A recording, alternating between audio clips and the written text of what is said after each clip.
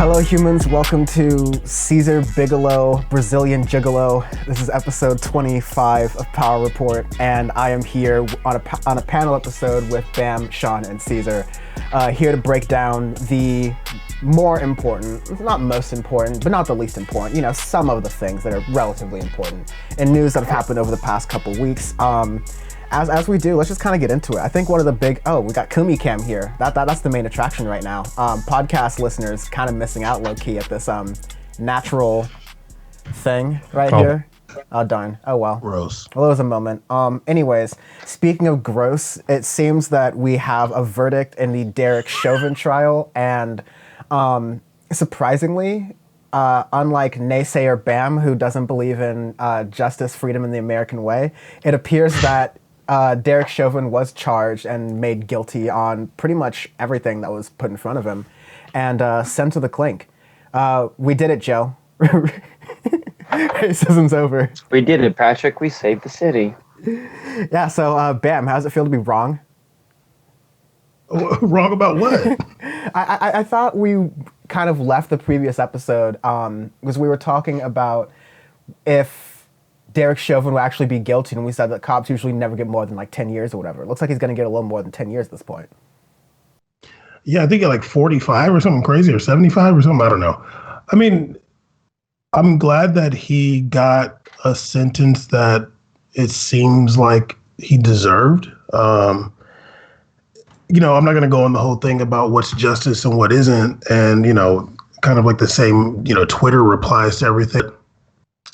I do think, I don't want to be all the way cynical about it, but watching the trial, I think from what I know about policing, Derek Chauvin was scapegoated. All those cops got on the stand and testified against him. They sacrificed him, basically. I would imagine somebody told him, look, you're going down, and, we can't save you. And if you get on there and try to talk about what you learned in training and how we talk behind closed doors at this department, we're going to kill you. So just eat this charge, eat these years in prison. We'll try to make it as good for you as we can, but you went too far. And, we got the sentence that we got. I think the hilarious part, really fast, is that there was actually, we have to just note for the record, for history, first draft of history over here, that Republicans were literally going with this one, I think, state official who was arguing that that George Floyd died of a drug overdose while he was underneath the knee of the neck. And that was enough for conservative media, the Matt Walshes, the absolute gutters of conservative media and society more broadly, to run with that and say that things I think Matt Walsh literally tweeted that George Floyd's the most consequential overdose victim in world history. It's just the most obvious shock jock stuff. But no, they tried whatever they could, and the jury was just we're not having it. Yeah, I mean, those people have no shame, and it just wasn't going to happen. For me, as soon as I saw police officers and his superiors testifying against him, it's this guy's got no chance. And it seemed like his defense was pretty lackluster. What are you going to say, man? It's 9 minutes, you're kneeling on somebody who's begging for their life. What are we doing? I am anticipating the trials of the other police officers.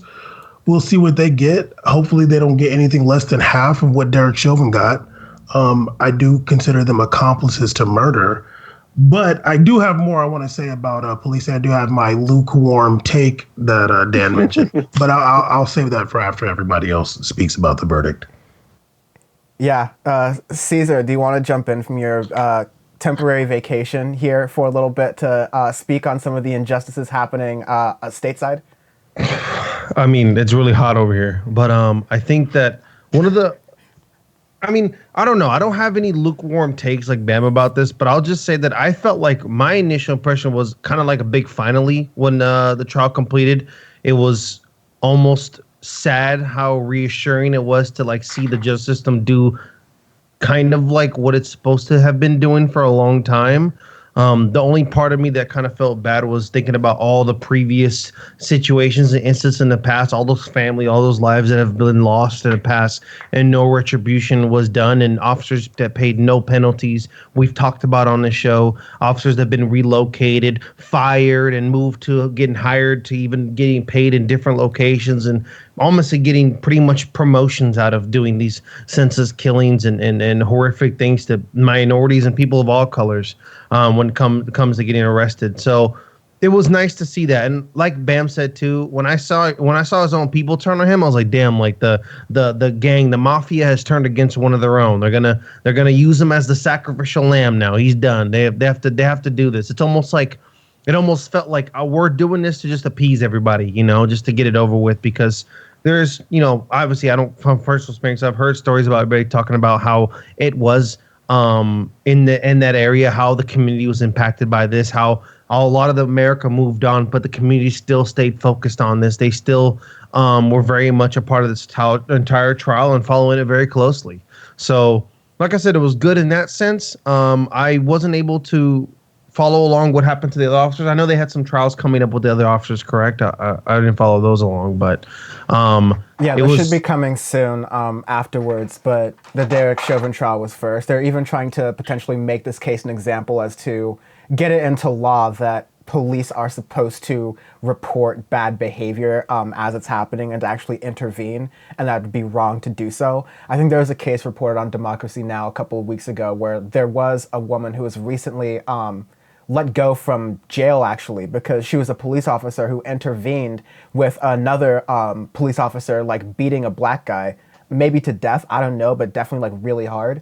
And she was arrested and put in jail for intervening. So it would be a cool like way to change the frame legally, in a sense, to say that, no, as a police officer, you have a duty to intervene if you see a quote unquote bad apple. Oh, that's really good. I hope that I'd love to see more about that, and what kind of, maybe even to see what kind of modifications they've done, that, how circumstantial that's going to be. Love to see how that turns out. But yeah, that's kind of my impression.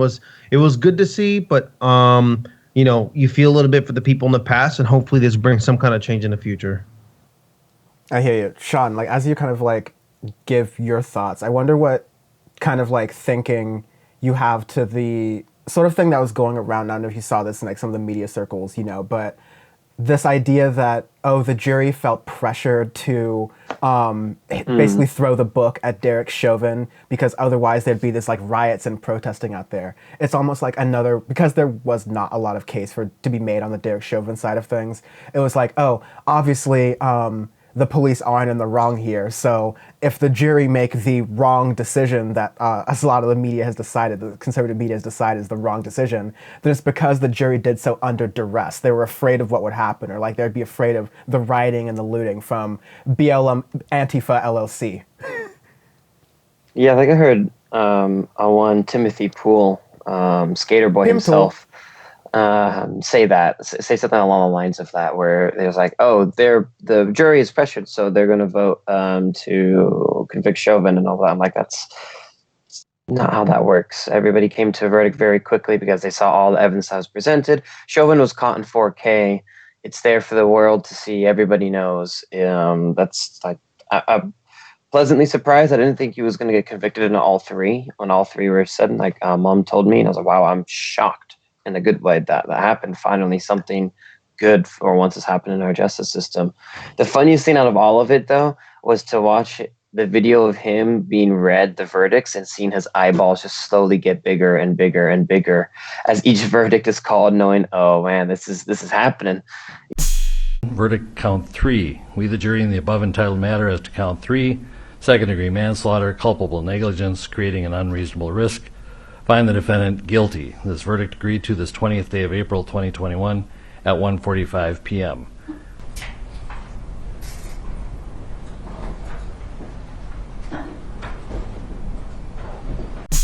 You don't see anything because he's wearing his mask naturally, but you just see his eyes like twitching back and forth like, oh crap, it's going to clink. What's that quote that's like, why, Lord, let it happen to anybody else but not me? Yeah, basically. But overall, it's a step in the right direction, a step in something that it needs to happen more often and stuff. And it's obviously used even within the trial. Like during the trial, you already had more killings and stuff as is. It's insane. It's just the country you live in right now. So, yeah. Yeah, I think, speaking of like the country we live in, there was a really kind of, as usual, like sad and dark sadistic thing about America, as it tends to happen, that you had a number of these cases that were like, while there was a major trial, like perhaps of at least the biggest trial of the 21st century around police brutality and police violence, there were instances daily, like literally daily, of police violence in different parts of the country. You had the case with the 13-year-old in Chicago, Adam Toledo, I want to say. You had that incident. You had the incident with Andrew Brown, where he was basically in his car with his hands on the wheel, and cops just like let a barrage of bullets into him, one hitting him in the skull and then killing him. Just all of these cases. There's even the like Micaiah Bryant case, which people jumped on and said, "Oh, she was like lunging at people with a knife. She was like crazy." But like again, like there's a way we can handle mental health episodes that don't involve like definite murder. I think other countries tend to handle this somehow, and you can do this from a societal level. But I think the fact of the matter is, even though some people, let's say Nancy Pelosi, tried to make it seem like, George Floyd died, and so we can have freedom, and so that's the end of that, wipes hands clean. I think the overall consensus on the left, and even within like some liberal circles as well, is that this is one positive step, but there's so much more that needs to be done. And the number of, I think, killings that happened in the recent, like before the trial, during the trial, and has happened since the trial, and will continue to happen since the trial, which we've said like on the show continuously because it's an unfortunate reality in this country. I think it ties into the fact that these things are very systemic, and that they're like deeply rooted in facets of our culture that are harder to like get rid of just in an easy way and sense like that. And so in order to have a better like, in order to better approach these things in society, we'll have to, we'll have to actually address those things head on. So my fake lukewarm take here. I mean, it's something that I've thought about before, and maybe I've even talked about it. I don't know if I've talked about it on Power Report, but I have an issue with the media. There's like a constant racializing of police brutality, and I think that hinders hinders progress in regards to this, in regards to police brutality and overreach, in the sense that if it's able to be put when I say media, I'm not, I'm saying like when it goes out to people, when people hear about it, if it's able to be characterized as police violating Black people, then you're always going to be able to have the people that just disregard it because like, oh, that's just Black people. That's Black people complaining. That's them. They're just always aggrieved. They're always mad about something. What did he do? Whereas what I know about the police and about police brutality is that they are equal opportunity violators. As someone who I used to watch all the videos, you see just as many videos of white people, white men, women getting violated by police as Black people. Not saying that. Now let me just say this. Obviously, I know that the policing of Black bodies is done in a way that's way more unjust than it is white bodies. I'm aware of that. But when it comes to like the narrative and it being like able to be addressed in like a popular way, I think that we have to talk about police brutality cases that happen to everybody. There's a reason why you don't hear about the cases of police brutality when it happens to white people. It's not salacious. It's not sexy. There's no energy behind that. And I remember specifically, I want to say this is in Richmond, but it was in Virginia somewhere. There was this young white kid that got shot by the cops. He was like on his first date. He was like 18 or 17. He was on his first date. The police came up on him. He tried to drive away and the cop shot him and killed him. And I remember when they talked to his mom, and in the video, he's like, I'm a minor. Let me call my mom. And the cop is just like so mean to him. And I remember his mom saying, like, I wish that like there was a way to get like Black Lives Matter involved in this. And maybe, maybe she didn't know who to call, whatever, but like, It reminds me of what happened to, and I'm pretty sure I talked about this case on here before. Daniel Shaver. Daniel Shaver was murdered by a police officer in Arizona, and I want to say 2016. It's one of the most the video will blow your mind. Like, it's unbelievable. Like you will be like completely shocked if you've never seen this video that this person that you're watching is going to get killed by this police officer in this video. You'll start the video and be like, okay, no, there's no way that he's going to shoot this guy, and he shoots him and kills him in the hallway of a hotel in Arizona. The case was so crazy. The cop got acquitted. The cop was fired. They rehired him secretly so he could get his pension. They found out he still was able to come back and claim he had PTSD from killing this guy so he could get his pension for the rest of his life. His wife is like homeless now. And I'll never forget when his 5-year-old daughter at the time, when she went back to school, the teacher saw her like strangling herself. And they said, what are you doing? And she said, I want to go to heaven with my daddy. Terrible. Daniel Shaver's case got no press. And I like these cases that happen, if we're really going to do something about police, I'm not talking about racism. I'm not talking about systematic racism. I'm talking about this gang that we have passively holding the population hostage called the police. If we're going to do something about them, we got to talk about all these cases.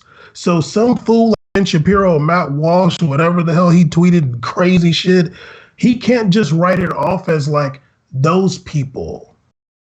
When it's Daniel Shaver, when it's Richard Schumacher, who I seen get his chest eaten by a police dog, those cases, like, when they start making the rounds and we get some protests over that, then we're talking about the police. And another thing, before I end, I feel like I've been going for a long time. When it was during the George Floyd protests, I went to a lot of those protests. I spoke at a lot of those protests. Whenever I would speak, and I'm not like criticizing people, but this is something I noticed. People will protest, they're talking about racism. Look, I know. But we're talking about the police, yo. Like, I would have to end up bringing the conversation back to the police. These protests ain't about, we're not going to do nothing about racism at these. We got to talk about these cops. There's black cops, like the George, we're going to see in the cases for these other cops that were there when Derek Chauvin killed George Floyd. It's a rainbow coalition. There's a black. We like these cops. Everybody in that police department is in that gang, and they do not care. They're all in it together. They get their tattoos together. They're in them Freemason halls together. Oh yeah, look at that Kamala Harris thing. So yeah, that's my thing. I just feel like there is deliberate racialization of police brutality, and it hinders what we can do in regards to the narrative about police brutality. And I'm out of here. Bye. I think where it gets to like a big picture issue is an issue in American society with tying individual issues to larger systems, right? And being able to say that yes, racism is a problem with policing, and that you can tie the history of policing and the history of like racism in America pretty closely together. Not completely, it doesn't like overlap entirely, but there are parts where they intersect, and it affects things to this day. But policing in general, the way it's set up and structured, I think, in society, the power structure that I think many people on the left and a lot of conservatives talk about when it comes to tech, like the power of tech in society, or the power of any particular business or corporation in society. Well, the power of policing and like surveillance and all of those things in society, those all intersect. But in order to see these things, in order to address these things, you have to have like a systemic sort of view. Like sort of unrelated, I was watching, I'm going to try to tread carefully here, maybe some people know what I'm talking about, maybe they don't, but there was a debate between a prominent streamer asswipe and a prominent economics professor, and one was trying to explain economic systems and how they work and how they connect with each other, and how you can have, let's say, hypothetically, socialism within a capitalist system and there are restraints against that. Or you have people who think in like very narrow, one-track minded absolutes. And of course, I like, that's a particular point where I'm like making fun of someone's intellect. But the issue that you're getting at, Bam, is that a lot of people, even like our allies, regular people who like care about these political issues but aren't like laser focused and like some of us are, they have a hard time seeing that it's like, yes, and it's both. It's racism, but it's also like a structure of policing. It's a structure of surveillance in society. And I'd love to like get ideas maybe from like Sean and Caesar here about like ways in which maybe that gap can be broken. To me, I think there's just a way of, like what we do here, like continually making this example and continuing to illustrate these points and connecting these dots with saying like, hey, this story about this over here, it's actually about these other things that have to connect, otherwise nothing can be done about it. But I'm definitely open to suggestions, because I think, or like thoughts about the matter in general, because I think this idea of broadening the American political imagination is something that the left is definitely going to need very quickly, as we'll allude to later on in the show. But yeah, I want to get your thoughts. You're going to have to, the best way to get people to kind of go onto that is to inform them as much as you can on different issues, on different things and strategies to help prevent further issues from becoming worse and worse, and to get strategies to help make change happen. So that's the best way. Like BAM with Free Discussion Society doesn't necessarily need to always be about certain stuff. It can just be about different things in general, and just getting out voices together, getting out exchanges of ideas and stuff. The free marketplace of ideas. Stuff like that, of basically just talking to one another and informing them on what you're seeing, what you want done, what you want to change, what you think needs to be done, and all of that. And given your own personal experiences, your friends or family experiences, all that jazz, to get them in to then explain whatever position that you're coming to. Especially like, I think this is more prevalent even in like foreign policy sections of America as well, because we're so narrow-minded here that we don't know so much foreign policy-wise, that a lot of people don't understand what's going on in the rest of the world, that there's a lot of change that needs to happen within our own stuff. But that's me going on a different tangent. But then but going back to the police, I think that's one thing that I agree with BAM, where a lot of it, all the protests and stuff, it's really about racism, but we want to get down to the nitty gritty of actual policing of this country. How when we say defund the police, we say, hey, the police are on like an absurd military budget, and they have all of these surplus rifles and other stuff that they don't need. You don't need that to police people with. Why are they getting all of this stuff? Why are they getting overblown budgets and all of that? That's what we mean by defund the police. It's not like, oh, just abolish all police and get rid of it in total. Not too many leftists are on that path, I believe. So I mean, that's one thing that there definitely are a number of people who are saying no, just like the entire thing needs to be uprooted and started over again on the left. And I think there should be room for that debate, for sure. Some people, I mean, I'm not. Yeah, I'd say like there are very few where I hear they're just like nothing. No police, That's like none whatsoever. Yeah, like nothing. Yeah. I think that's a minority stance. Yeah, within this is like more nuance than like I think is needed for the context at hand, which is like this is a question about getting people to see even the most basic level of nuance, which is like systemic overlap, things like that. But yeah, I just think it's just going to be tough. Yeah, I think for me, I see what Bam's point was about. You know, I think that, and I kind of highlighted a little bit about that when I spoke towards the end. Of what I was saying was that it's great to see what happened with the Derek Chauvin trial, but at the same time, you always kind of think about the people before this who have not gotten the same exposure, not gotten the same love, and not gotten the same results for cases that honestly might even be a little even more egregious. That even might be more traumatic, might have more people involved than just that man alone. George Floyd, right there. Other people involved, like for example, the was it the hotel one where there's like a whole family there. There's one where there's a daughter and a wife. Like there's a lot of people that were affected, and the system, instead of doing what it was supposed to do, just absolved the situation and made sure to make everything possible for the officer to ensure that the officer had the best life after this was over. When the officer was actually the one that caused the murder, caused the crime, or caused the situation. I always kind of have like internal conflicts with this because it's like, okay,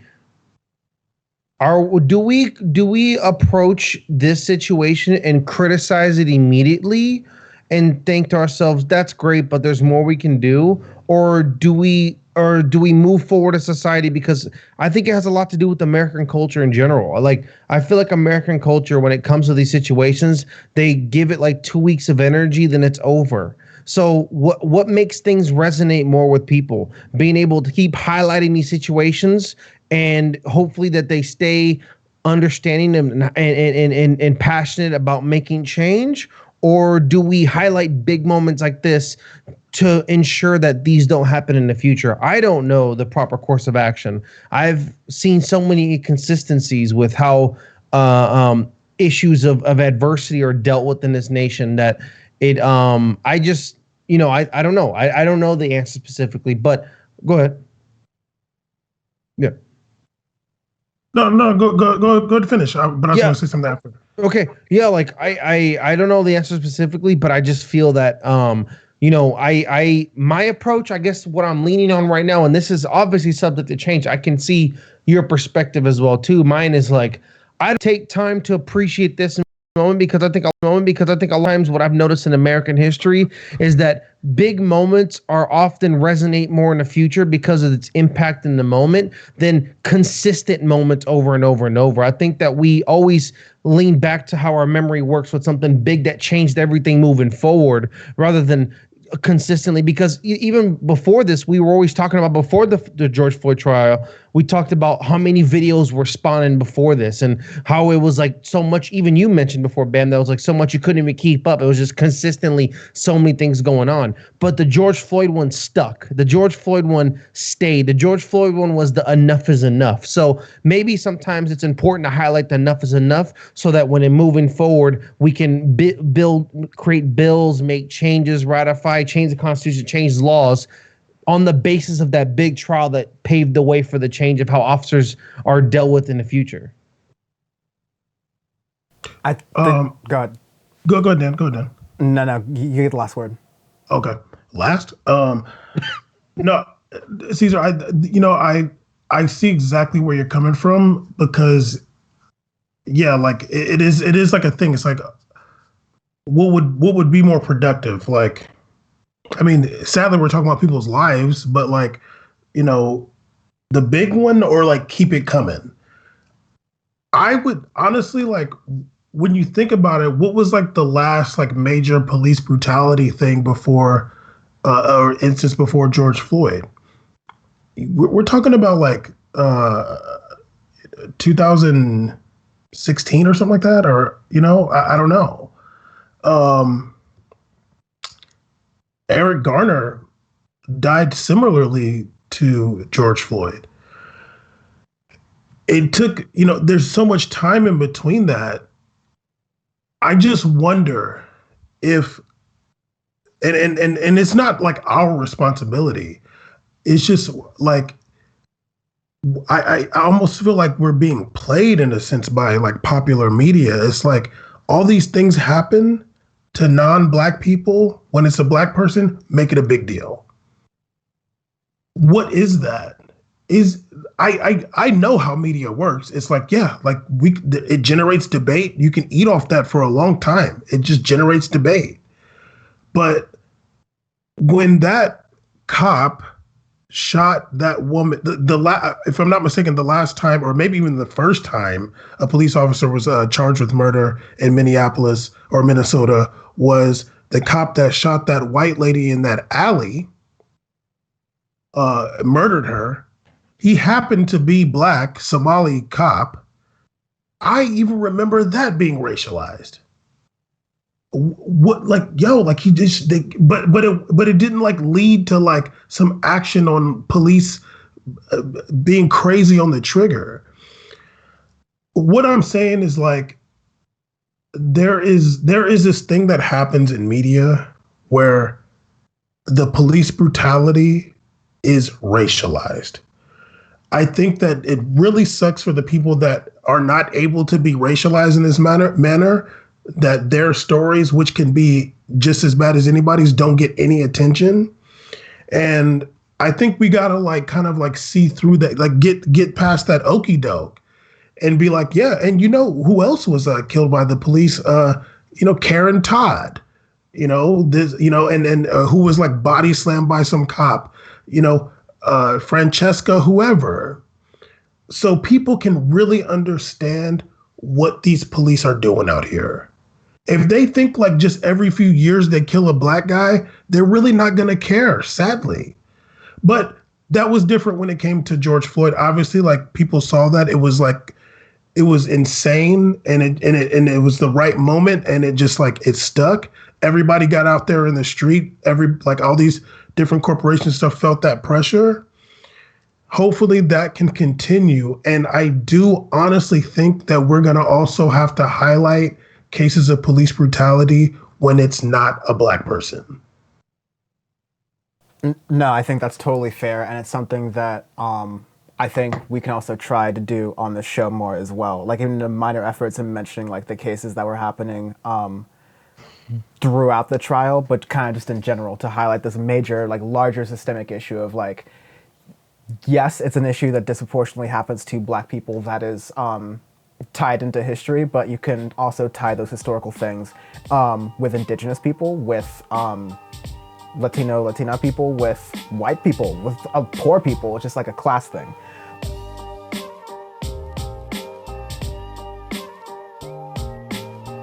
I do like to move on now to our Lord and Savior, Joseph Biden. It's been the first 100 days of the Biden administration, and so,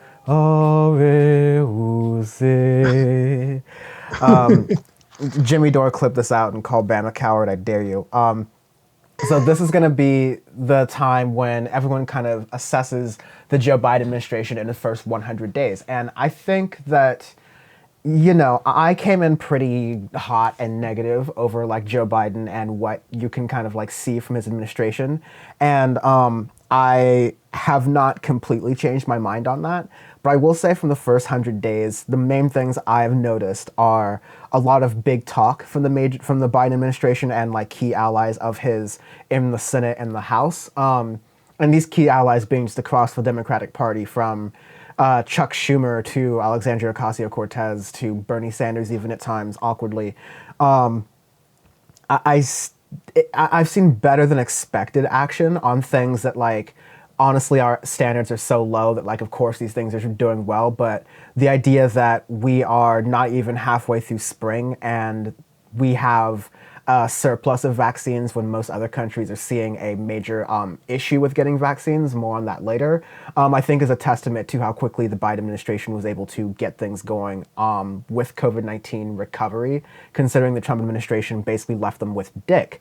So that's been really good. And I think some of the economic recovery proposals, even though we covered very extensively on here, and like I did on my stream and other places, the Democrats negotiating with themselves to give people less relief during the pandemic as people are getting back on their feet. Despite that, there have been a lot of different things different policies in place, including benefits for families with children that'll be coming soon that Democrats are going to try to make permanent. So it's going to be almost like a basic income of some forms.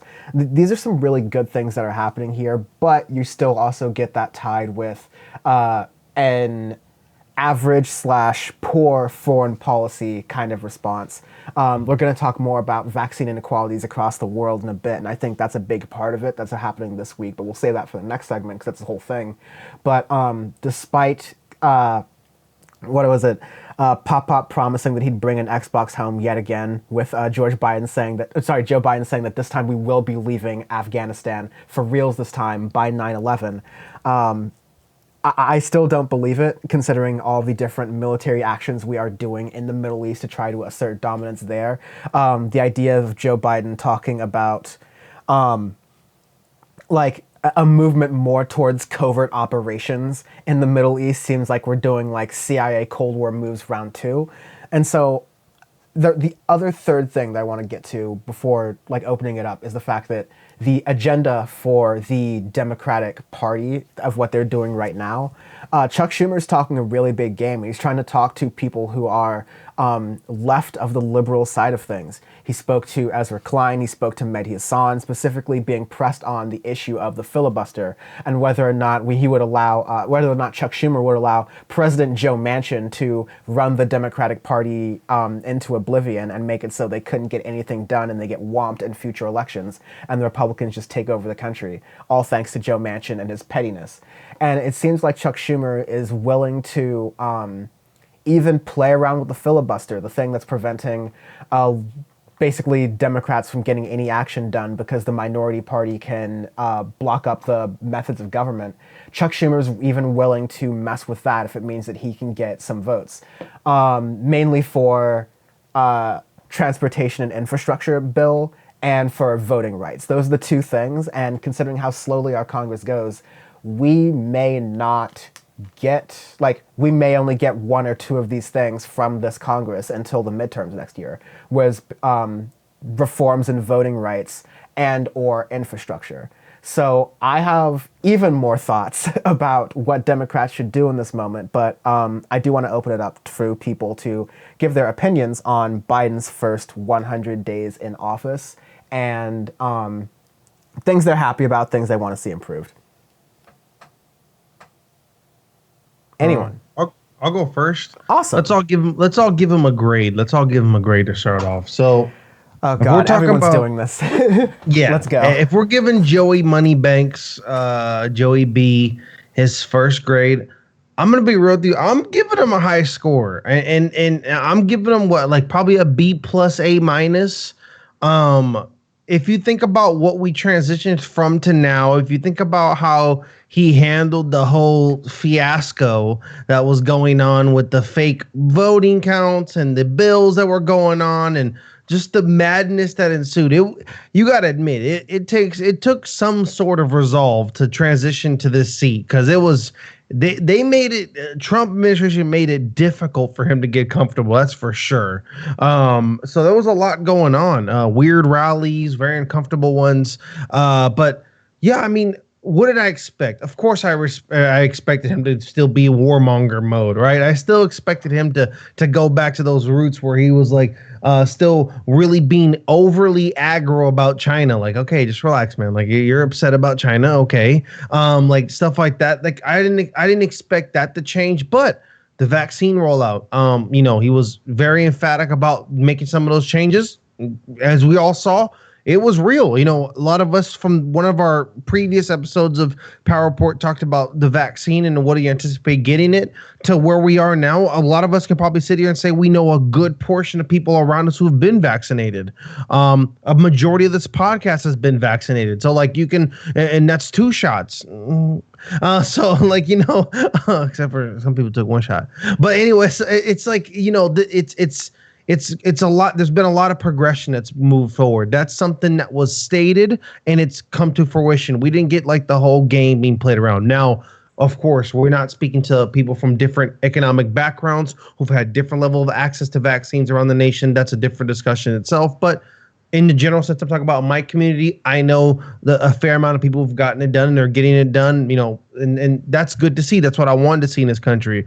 The Afghanistan thing, Dan, I'm with you. I find it very hard to believe we're going to be pulling out of there by the number. I think he's saying some of the stuff to still please the other side, because I think Joe Biden, in a way, his administration more than him, essentially kind of really sees how the left kind of sees Joe Biden. It's like they see him as like, oh, well, he's kind of like, yeah, he's over in his team, but he's a little bit fringe on some stuff. And I think he says these things to kind of appease to that, right? To calm the nerves, like, no, like, I got you. So it's a wait and see approach for me, as it's always going to be with the president. So fairly well on some of that stuff. And I thought that actually some of his speeches have been really good lately. I thought that the way he's spoken out about certain issues was really good as well too, certain of them. So, I think compared to what we were dealing with the last 4 years, I'd say I'm pretty happy. And considering Joe Biden, hey man, not too bad on my end, but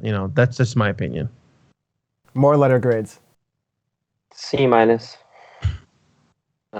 Because I don't believe half the crap he says, because it's Biden, and if you look at his track record and everything, it's pretty shitty. Vaccine rollout has been good.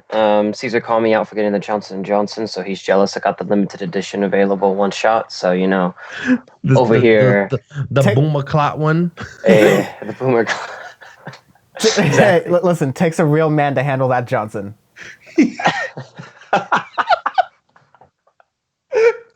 The real Johnson. Oh, there you go, man. Christ.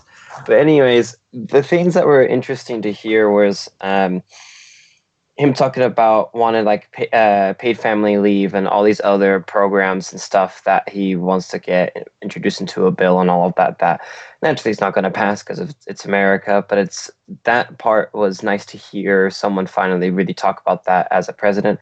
I don't believe for a second anything about Afghanistan, because Obama said that and Trump said that, and they both increased troop levels at some point. So that's not going to happen. I super doubt that.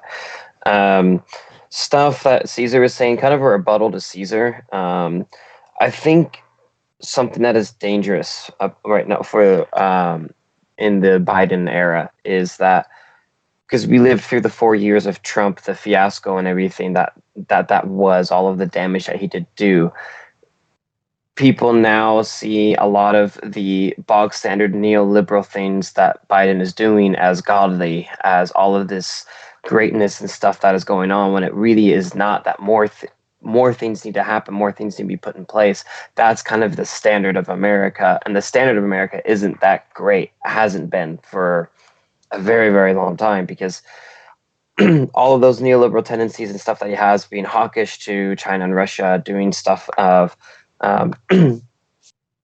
stuff with the $15 minimum wage, that's not going to happen. Student debt relief. Student debt relief and other things that he was kind of going on the campaign going on about that he's not implementing his presidency. Those are the things that are dangerous to me, because a lot of people now, because they're so used to Trump, they see anything that Biden does as really good, or really like, oh, this or that, because we lived through Trump. I want more people to now challenge the administration and challenge the Democrats more now, and hold them to a higher standard than that they were even during Obama years. Because I think that could have been the same thing as well, because you can now look back at his presidency and say, wow, there was a lot that more should have been done throughout his presidency, especially when he had a supermajority and everything, that the amount of power that the Democrats had, and not much was done at that time. But for going on to Biden's speech, there was some good, there was some bad. Still don't have too much hope, but it'll be interesting to see what happens and what can get done within Congress and what gets passed through that. Yeah, that was pretty funny. That was like, it would be fun to like just be like more negative than that. Like I was just like, you know what? Like he's gonna nuke somebody. No, I'm joking. You're just gonna click that button and send these silos out, just boom, boom. Yeah. I don't really know like a letter grade, like whatever. I will say that BAM's one of those schools that doesn't take the ACT or the SAT. It's just like write a good essay. They only have participation trophies there. Montessori Bam. Uh, I will say like the energy in the country is better than it was with Trump, especially around this time when it was Trump. Um, I can appreciate that. I can appreciate, well, I feel like the thing that's really, we got to thank Twitter, because I think honestly, if Trump was on Twitter, it would just still be a shit show. I think the fact that Donald Trump has kind of been silenced a lot, we're all benefiting from that.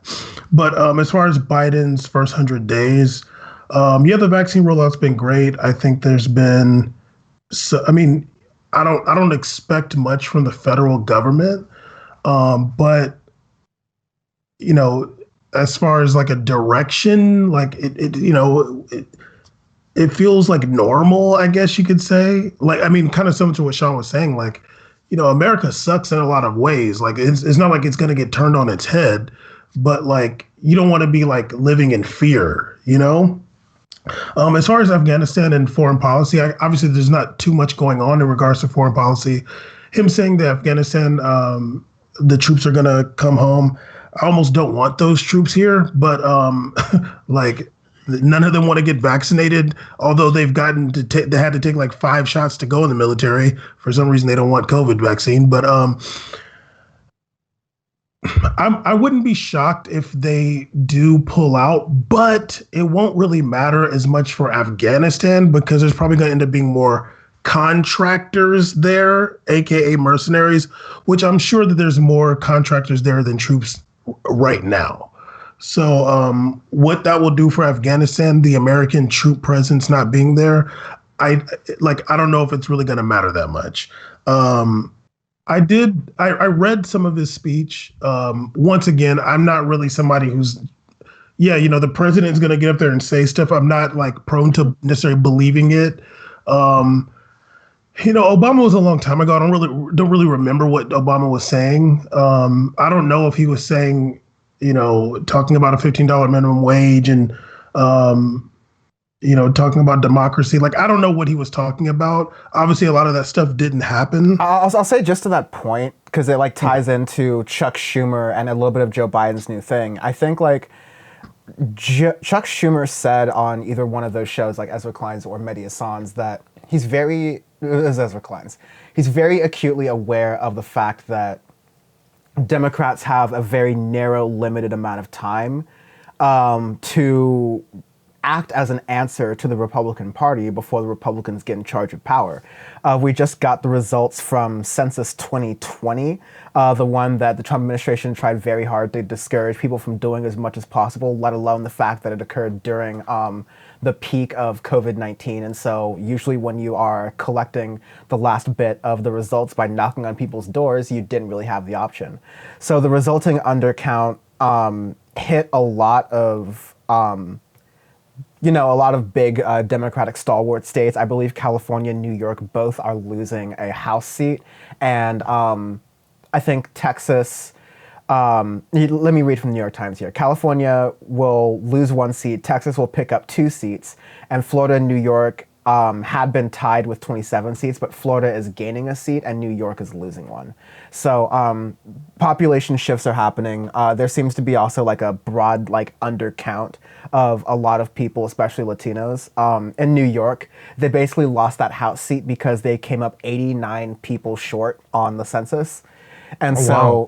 That is just like an entire House seat moved from New York to Florida because of that census count. And like this is a thing that's like the redistricting. The reason that 2008 and 2010 seemed so hopeful for Democrats, and then 2012 onwards was just hell world, was because through the redistricting efforts that happened after the 2010 census, Republicans were basically able to gerrymander different states and different districts so that even though you had situations where there were more people voting for Democrats, Republicans would hold the majority of seats in certain areas. This happened, I think, notably in Pennsylvania, certain areas of like Arizona, I believe. And so now what you have with this thing, because there's been more information about gerrymandering and all these other anti-democratic processes the Republican Party has done over the past 10 to 20 to 50 years, it's not going to be as much of a bloodbath, but it's still likely to be a bloodbath here as these districts get redrawn. It's only going to be harder and harder for Democrats to retain the narrow margins of power that they have in 2022 in the House and the Senate, which is to say, and also I have no problem being morbid here. What if Dianne Feinstein dies?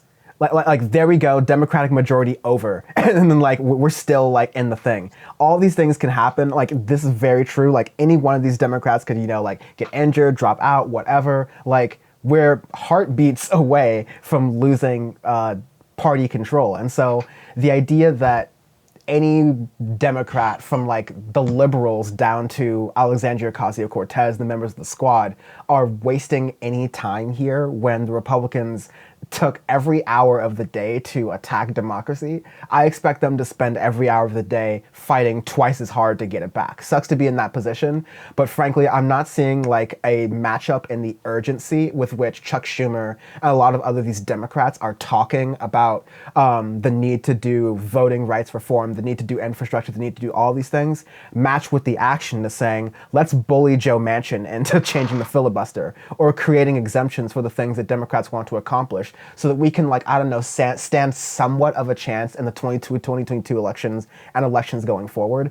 That's basically like my call, my plea to help to Democrats is that, like, the side of the left I don't like to talk about here all the time is a little bit onto something in the sense that right now is the time that the Democrats on the left should be, like the squad, should start to vote as a block and start to hold things up and say, we're not going to vote on this at all unless you make it more progressive. Because if Joe Manchin can do this one-man show everything over here, then the squad can definitely start to get tangible things done that, hey, it'll be like an awkward battle with Democrats fighting Democrats. But if Democrats can, as a party, say that they fought for these things and got them while the Republicans were talking about, like, canceling an NFL football team or whatever they're going to be talking about 2 months from now, then they can take that and potentially get some victories or at least hold the line in office. But I think if Democrats mess up this year and the next couple months, that's it for the party. Force the vote, Dan over here. No, I'm joking. We're close, honestly. Like, gerrymandering is one of those things, like, you kind of got to be a bit of a political junkie to know about. And I've been saying for a while, like, we really need a viral Netflix documentary about gerrymandering. I think, yeah, you kind of have to be a political nerd about it, not as much as you have to be to know about, like, the filibuster, let's say. But I think gerrymandering, like, over the past 10 years especially, got a little bit more popular in culture the same way, like, The Big Short did, and explaining, like, the financial crisis. And so I think because of that, that's the reason why there are more anti-gerrymandering bills this time around. And so the thing that Republicans are going to try to do, messing up the census and messing up the districts, yes, they're going to do it, but it's going to be less effective than if there hadn't been at least a little bit more public consciousness to it. But you're right to that point. Yeah, and honestly, I feel like one of the things that the Democrats can do is kind of like a continuation of what happened in this last election is, just really focusing on getting people out. I mean, this might sound somewhat like trite. Let's really use the word trite. I like that word. Reminds me of trout. One of the things that I feel like is good when you, like, brought up AOC is, like, I don't really see her in the news that much anymore. And I feel like that's a good thing. I feel like she was, like, always a focus of attention in these past 4 years. Like, anything she said is like, oh my God, like, this, it's got to be some, like, newsworthy thing. And, like, that's just really not how, like, like, I'm not trying to, oh, she said this and it's got to be a big deal. And, everything Trump says, like these things are, like, not going to really, that's just, like, media fodder. But, like, the things that are tangible on the ground is people getting out to vote. And yeah, once again, every once in a while we get some viral Netflix documentary about something, whether it be like Instagram, I don't know, whatever the hell is going on. But, like, gerrymandering is something that needs to be mainstreamed so people can really know, like, what's going on locally with their districts and how there are politicians cheating, literally cheating to get power. once that stuff gets like really mainstream, people can really know like, oh, like what, or really like think about what they can do to fight against that. We'll see some more real change. Like when Caesar changed our background to Land O'Lakes. That was part of my first 100 days. Yeah, and I guess my minor, small, I forgot, it's been so long, rebuttal to Sean is, I think was Sean did the whole negative speech on Joe Biden, come at my boy Joey B, who hooked it up with $1,400 in the vaccine. Okay, I don't know what anybody else done for you, but he gave me $1,400 in the vaccine. They said 2K, he when I always think about the most corny thing in American presidency, it's always like, well, first 100 days. I hate that so much. I hate it. And it's like, we all know how these campaign speeches go. You're going to sell me on everything, and like you're going to sell me in a Lamborghini, but I end up getting like a Geo Metro every time. I get it when it comes to presidents. But it's like, it's always like during like the first like 50 days, it was already like a war going on between the House of Representatives and like Trump still doing these speeches and him getting blocked off Twitter for life. It was like a wild transition, and it was already getting wild. So I was like, in my high grading, I was like, compared to the past, I mean, you only can do so much in 100 days. The dude has done a fair amount of stuff, and I'll say that. Everybody, and also the counterpoint too is like, I don't think there's a lot of people that even praise or laud over Joe Biden. I never really got that sense from the media, even from the Democratic side. I always felt like even the Democratic side were just kind of like, we're just going with it, right? Joe Biden's here. We kind of just got to go with it. That's the consensus I felt. That's the energy I felt about him, is like, he's here. It's better than before. I never thought like, oh, he said one thing that was pretty progressive and everybody's like, wow. I just thought that they go, okay, well, interesting. Let's see if it happens. Maybe that's just from the circles of stuff I watch, but you know, I'll just say that, yeah, I think that he's done fairly well. So it's like, hey, I mean, it could be a lot worse, right? It could be a lot worse. Could be a lot worse. I think there's definitely, if I give a final grade, it'd be a C plus. I think Fair. that there's like, it's pretty good, but I can tell that a lot of the work is plagiarized, let's say, taken from, it's not like a lot of Biden's work. It's taken from a lot of people adjacent to him, and it just like makes sense because they're the ones who are passing the class politically. And by that, I mean, folks like Elizabeth Warren, who along with Chuck Schumer is apparently trying to push Joe Biden on student debt relief. It's Elizabeth Warren doing these things because Elizabeth Warren in this case is more in tune with the popular opinions of the country than Joe Biden is. So the so-called adept politician Joe Biden. What was that, Bam? Did you guys see this about 2 years of junior college free for everyone? Yeah. Did that happen, or is it like about to happen? No, it was something that he wants to have Proposing, done. okay. It's just One of his proposed. propositions. It's like the Okay.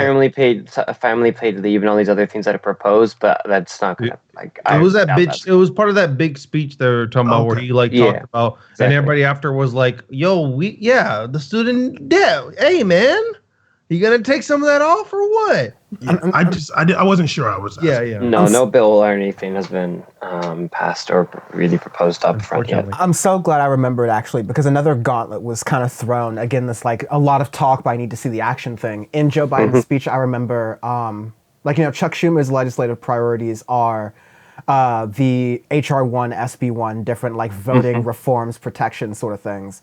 And he mentioned an infrastructure bill, if I remember correctly. But Joe Biden also mentioned that he thinks some type of police reform bill, or it was either police reform or guns. But speaking of intersections, those two things that can be done. But he I said think it was that a gun reform bill. yeah, that's right. It was a gun reform bill that he said can be done with Republican support by the end of May, I believe. He was like the end of the month. He was talking like a real quick turnaround, like the end of May, end of June. So I'm like, hey, listen, sure, buddy. This is like, there used to be this thing, like the history of the first 100 days comes from FDR because FDR was a real like first 100 days, like B plus, A minus kind of president. Because it's like, by like, of course, Republicans hate it because like there's so many different government agencies created that, yeah, the size of government got larger, but the size of government grew to meet the needs and size of the moment, right? And that's kind of like, I think, what people are looking for with the Biden case. But if Biden is going to use the so-called bully pulpit, this idea that a newly elected president has the legitimacy and the ability to appeal to the public and have that, use that, some of that public support as leverage to get the opposing party to act in a way that the leading party wants to, then yeah, now would be the time while the iron is hot, so to speak, on issues of gun violence in this country. Because yes, they're intertwined with police violence, but gun violence is just like a mass shooting happens every damn day in this country. And it seems like there's now more of an appetite to do something with the Democratic Party now more than ever, to address it, or at least they seem less willing to bend to outside forces like the NRA. But again, like, I have heard so much talk from the Democratic Party my entire life, more talk than action. So we'll wait and see. But I will say I do like that this administration is making all of their wild promises on tape. It's going to make it a lot easier for me when to just to do those cap calls, just to be able to show when they are lying in the end of it.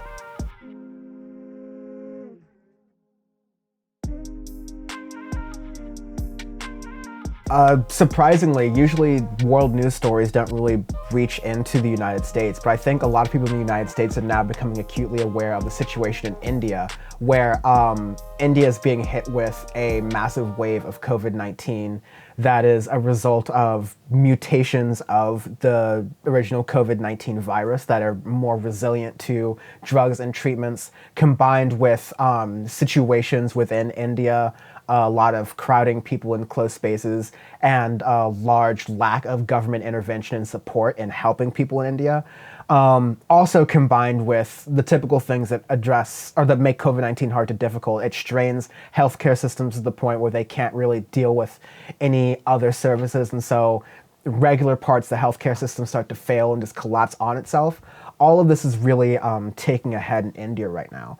And that might seem interesting because we just talked about in this like proper full episode how in America it seems like we've handled COVID-19 so well. Like a point of small talk was which vaccine, of which almost all American has had access to all three of them, did you get? And what were your side effects of having the vaccines that are raining from the sky? Meanwhile, we have like a bunch of countries who are struggling to get the vaccine.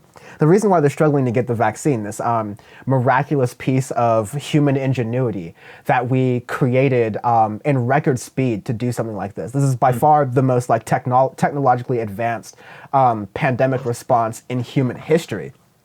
It seems like the only thing stopping that massive innovation is capitalism, because people, including noted doctor to the gods Bill Gates, are suggesting that they're suggesting that I have to be careful here because of YouTube. They're suggesting that the patents for the vaccines are very important to be kept in the hands of the private companies who first started building these vaccines, not just the mRNA ones that are like kind of new from like Pfizer and Moderna and a couple others, but even more standard ones from other companies like Johnson & Johnson, different plasma and different things. They're trying to get the United States and a lot of companies, and again, led by Bill Gates and others, who are trying to create this sort of hoarding of vaccine resources for profit, are in a large part responsible down the line for the reason why they aren't able to ship vaccines to India. Eventually, after some criticism from the United States internally, Joe Biden announced that this Oxford AstraZeneca shipment that America had that wasn't going to be used in the United States because that vaccine hasn't been approved for use in the United States, that would be sent to India, which is really good job. I'm glad the Joe Biden administration is showing some quick effort into responding to this issue. The only issue is that the number of vaccines sent by America is woefully small. I think it's something in the line of a couple million, maybe 10 or 20 million, and India's population is like to the tune of several billion. So it's a real mess, honestly. It shows how, yeah, they'll argue, oh, you couldn't have built a vaccine like this quickly without capitalism. And now it's like, you can't get a vaccine out to people to actually eradicate this disease fast enough because of capitalism. So, how do y'all feel about playing on Xbox later today? I just want to say Dan sounded like a 7% anti-vaxxer in the beginning of that, saying record speed and investigate. But Listen, if just Spotify kidding, wants to YouTube. give me money, then I will happily say whatever they don't want me to say about jabs. Anyways, This is my counter to you, Dan, just as a question, not like counter to what you said. What do you think the reception of America would be if the vaccine, let's say hypothetically they adjusted the vaccine distribution to other places and it reduced the intake of Americans being able to get the vaccines? How do you think the reception would be here though, right? Like I feel like we know how this country kind of operates and how the people here operate. Um, the only kind of real global issues that the government here in America likes to participate in is a situation where they get to be kind of aggro aggressive in. But when it's situations where relief aid is like, especially coronavirus, I feel like this has been unique in comparison to other issues in the past, such as, if we're talking about the other diseases that affected the world, like bird flu or SARS or whatever. Like this pandemic is very unique, especially in how it's handling. It's affected everybody all at once. The whole global, the whole nation. I mean, the whole world has been affected by this. So yeah, like I think that with India, I thought that was also really good. It's great to see that they kind of like sent those over there and like rerouted it to them. And but at the same time, it's like I almost wasn't surprised by the number. Like, of course, like America was gonna like the capitalism was gonna scale towards in favor of the United States, and countries like India would not be able to benefit that. Their populations wouldn't benefit in the end of the day. So I just want to know, like, what would your course of action be to change it to make it a little better for them? Like, what would you do? yeah, for sure. So there's two bits of that point. There's one bit of like, well, of course, like America isn't going to send all their vaccines. So what are they going to do? Like, and what they did was they sent 60 million doses of the AstraZeneca vaccine to India that they weren't going to use in the United States because for whatever reason they didn't authorize the Oxford AstraZeneca vaccine. But other countries have, and they use it, and it's totally fine. So that's a good move. In the beginning, with this vaccine production, companies in America realized that they could do some of these things, but they couldn't do all of it. That's why the Pfizer vaccine is also a BioNTech, a German company, their vaccine, because they work together in the production of it. So like at very early on the top level, what we think of as these like scientific medical decisions are also like capitalist, not even capitalist. Let me go into a deeper level for all the Destiny heads out there. And this is an allocation of resources conversation and how like resources are being allocated and controlled. And the sad thing is like during a pandemic emergency response, I know the government was involved in a lot of allocation thinking and like thinking, okay, we're going to make sure that we use different war powers resolutions to make sure that, or like, war manufacturing resolutions to make sure that in emergency situations we can spin up these factories for ventilators and these factories for vaccine distribution and these like areas for addressing that. So let's establish that the country can do the things, they can pull the levers that are necessary, they can control the resources that are there. And of course the resources are scarce, they can't just like come up with 7 billion vaccines.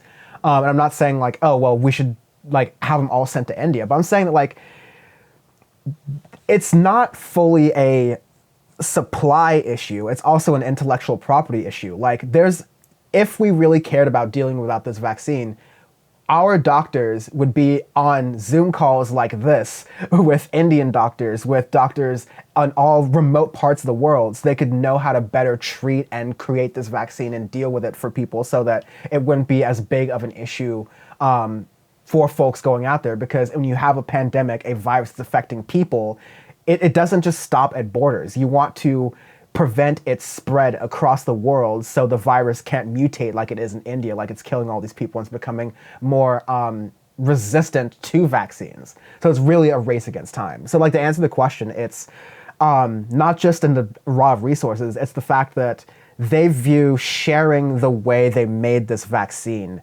as something that they shouldn't do or something that they should charge the Indian government like billions of dollars for before they do it. And like, yeah, sure, God bless, like get your check, but I think there's also a consideration for human life to be made. And of course, there's also For sure. things that the leader of India, Narendra Modi, is definitely like dropping the ball on. Like he's like full on Trump Bolsonaro status level of messing up COVID and not really taking it seriously. So that's another major factor as well. It's just like a perfect storm for a lot of unnecessary loss of life. Well, I mean, honestly, I mean, India is creating their own vaccines too. And I think what's happened somewhat recently is like they're having big festivals and people are being out all on top of each other. And yeah, COVID's going to spread. But India, if I'm not mistaken, India is also shipping vaccines to other countries. But they're for sure India is one of the places that vaccines are made. So, and then they have like the technology, whatever, to make this COVID vaccine, and they're making it there. And they're giving it to their population as well. I don't necessarily think like it's, this might be the only time I'm ever saying something like this, but I don't necessarily think there's any responsibility on the United States of America in regards to like India handling COVID, because they might be better equipped to handle COVID than we are in some respects. But I mean, I don't know, like, obviously India is a huge country. There's so many states, like it's hard to know like what's happening in these different municipalities in regards to taking COVID serious. But I think that they are able to handle COVID just as good as any place. But I know for sure they were having like religious festivals and different things where there was a lot of people out. And that's how you drop the ball on COVID, like it's getting to that point where it's like, you can't be doing that unless people are vaccinated but if you're taking those risks, like that's how it's going to go down. It's like, so yeah, of course, it's like regular people's decisions that are happening. And like, there was decisions like that happening in America with people deciding to do their like rallies, like maskless and whatever. And like, that just happened too. But this isn't to say the American government per se is responsible for these things. Like the American government should be doing like what it can for an ally here. But again, this is like one of those things where we have to think about systems and the way they connect. Like the American government has allowed Bill Gates to gallivant around the world for the past 25 years just because, like, for no other reason other than he was the CEO of Microsoft for a minute and said, I'm just going to solve world poverty. Me, one of the richest people on earth, I'm going to solve world poverty. Not by allowing my money to be taxed so people can actually have this money, heavens no, but by giving meaningless awards for cheap toilets and thinking about electricity in theory but not really applying these things in practice,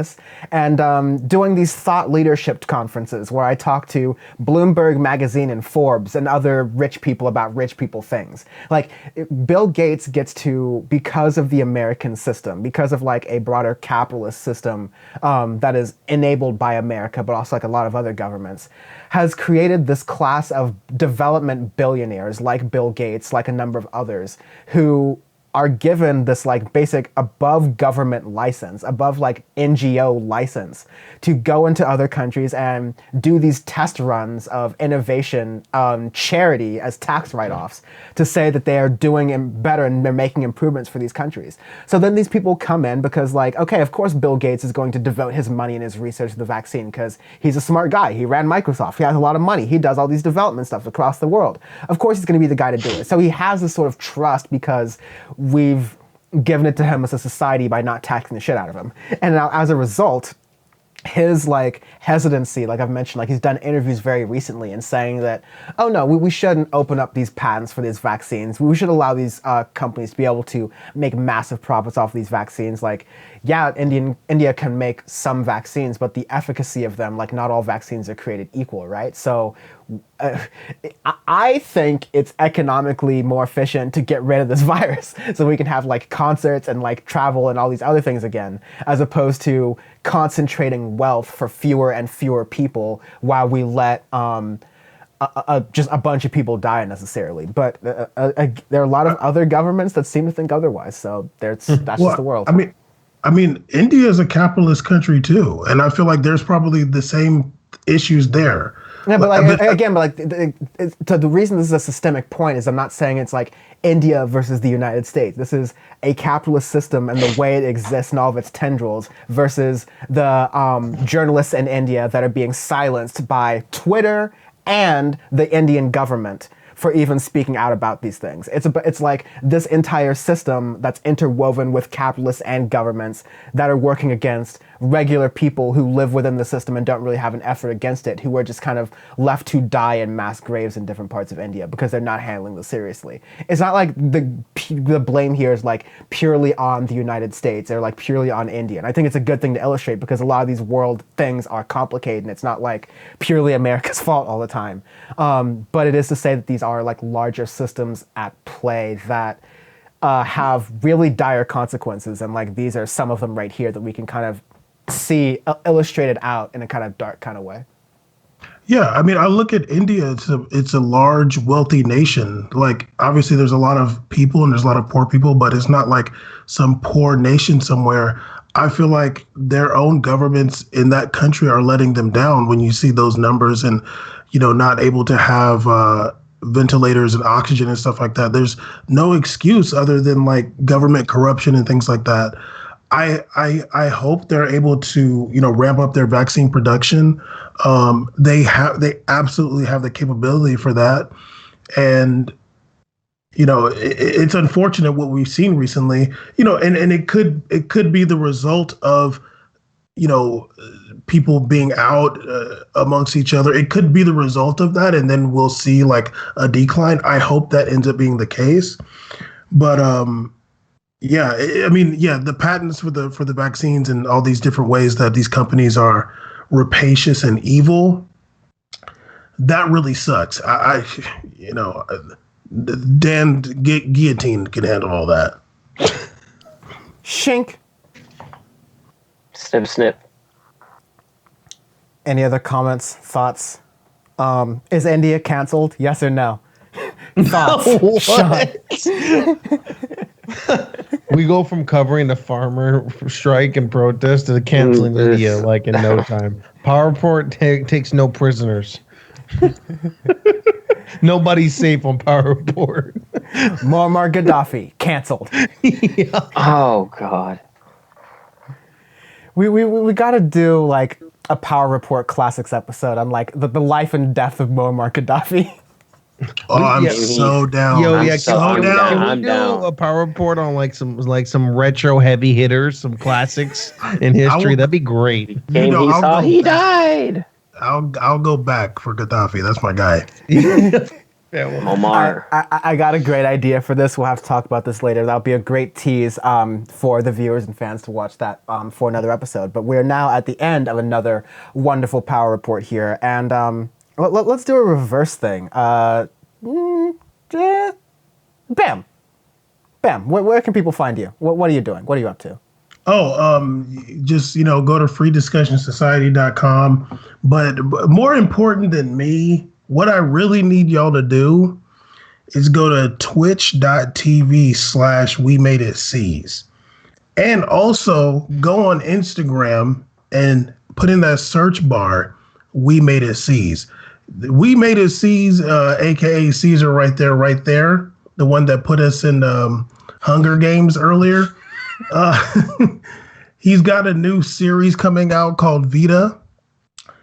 He's on Twitch. He's streaming. He's going hard. We're reviewing videos, playing games, and he's got a new series dropping, and it's going to be fire, of course, because that's my dog. So forget about me. I'm not important. Go to twitch.tv/WeMadeItSeas, and also on Instagram, We Made It Seas. You dig? That's right. That is your boy he's talking about. I do have a new series on YouTube called Vida out. I just said that. Why you gotta? I just did the whole thing. I know. And then also make sure you go to twitch.tv. I'm just kidding. Also, I don't know if it's been. I'm not capping when I say this. You know, Dan has been doing some great stuff over on Source Stream. I've watched those Friday. Thank God it's Friday, or thank God it's Dan on this Friday. I wasn't born in this country. Don't judge me, okay? No, But on Caesar's Fridays, right. I am God. Yes, he is. Thank the Lord for Dan. No, but yeah, please go check those out. I think that those numbers be hitting, Dan. I mean, they do okay. It'll be 500, 800 in there. Whoa, okay. Hating. What am I gonna put here on? No, hey, He's hating. Dan be getting it on there. Go ahead, Dan. Show him what's good, man.